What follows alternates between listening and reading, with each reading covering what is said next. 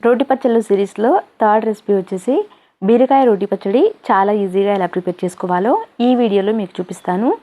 ముందుగా స్టవ్ మీద పాత్రను పెట్టి తగినంత పచ్చిమిరపకాయలు వేసుకోవాలి. కారానికి తగినన్ని పచ్చిమిరపకాయలు వేసి కాస్త వేగిన తర్వాత ఇప్పుడు నూనె వేస్తున్నాను. నూనె వేసి నెక్స్ట్ వీటిలోకే కొంచెం ధనియాలని, కొంచెం జీలకర్రని, కొంచెం మాత్రమే మెంతులు వేసి వీటన్నిటిని లో టు మీడియం ఫ్లేమ్లో పెట్టి చక్కగా వేయించుకోవాలి. వీడియోలో చూపిస్తున్న విధంగా ఇలా నిదానంగా వేగిన తర్వాత ఇప్పుడు వీటిని ఒక ప్లేట్లోకి తీసుకొని పక్కన పెట్టేసేయాలి.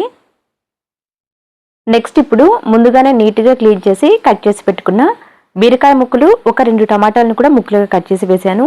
పులుపు తగినంత చింతపండుని, కొంచెం ఉప్పుని, కొంచెం పసుపును కూడా వేసి వీటితో పాటు కొంచెం నీళ్లు కూడా వేసి అంతా కూడా కలిపి మూత పెట్టి వీటిని మధ్య మధ్యలో కలుపుకుంటూ కనీసం 15 నుంచి 20 నిమిషాల పాటు ఉడికించుకోవాలి. బీరకాయ లేతగా ఉన్నట్లయితే ఇంకా త్వరగానే ఉడికిపోతాయి. మధ్య మధ్యలో కలుపుకుంటూ ఇలా చక్కగా ఉడికించిన తర్వాత ఇప్పుడు స్టవ్ ఆఫ్ చేసేసి పక్కన పెట్టేస్తున్నాను. నెక్స్ట్ ఇప్పుడు ముందుగా రోట్లోకి వేయించి పెట్టిన పచ్చిమిరపకాయలు వేస్తున్నాను. ఆ తర్వాత కొన్ని వెల్లుల్లి రెబ్బలు వేయాలి. ఆ తర్వాత రుచికి తగినంత ఉప్పు కూడా వేసేసి ముందుగా ఈ పచ్చిమిరపకాయల్ని కచ్చపచ్చగా దంచుకోవాలి. ఇక్కడ వీడియోలో చూపిస్తున్న విధంగా పచ్చిమిరపకాయల్ని, వెల్లుల్లిని చక్కగా నూరిన తర్వాత నెక్స్ట్ ఇప్పుడు మనం ముందుగా ఉడికించి పక్కన పెట్టిన బీరకాయ ముక్కల్ని, టమాటా ముక్కల్ని వేస్తున్నాను.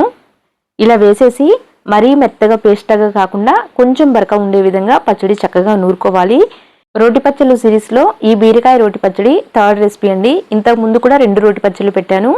వాటి లింక్స్ని ఈ వీడియో కింద ఇస్తాను. కావాలి అనుకున్న వాళ్ళు ఒకసారి చెక్ చేయండి. వీడియోలో చూపిస్తున్న విధంగా ఇలా చక్కగా నూరిన తర్వాత ఇప్పుడు పక్కకు తీసేస్తున్నాను. ఇలా తిన్నా కానీ చాలా రుచిగా ఉంటుందండి. కాకపోతే ఇక్కడ నేను పోపు పెడుతున్నాను. పోపు కోసం కొంచెం నూనె వేసి వేడైన తర్వాత పోపు గింజలు, కొంచెం కరివేపాకు వేశాను. ఇవి చక్కగా వేగిన తర్వాత కొంచెం ఇంగువ కూడా వేసి మనం ముందుగా నూరి పెట్టిన రోటి పచ్చడి వేసి అంతా కూడా కలిపేసాము అంటే బీరకాయ రోటి పచ్చడి చాలా రుచిగా ప్రిపేర్ అవుతుంది. ఈ ప్రాసెస్ అంతా మిక్సీ జార్లో వేసైనా చేయొచ్చు. కాకపోతే రోట్లో నూరితే ఇంకా రుచిగా ఉంటుంది. ఇలా ప్రిపేర్ చేసిన ఈ చట్నీని వేడివేడి అన్నంలో కొంచెం వేసుకుని నెయ్యి వేసుకుని తింటే చాలా రుచిగా ఉంటుంది. అంతే అండి. Thank you for watching.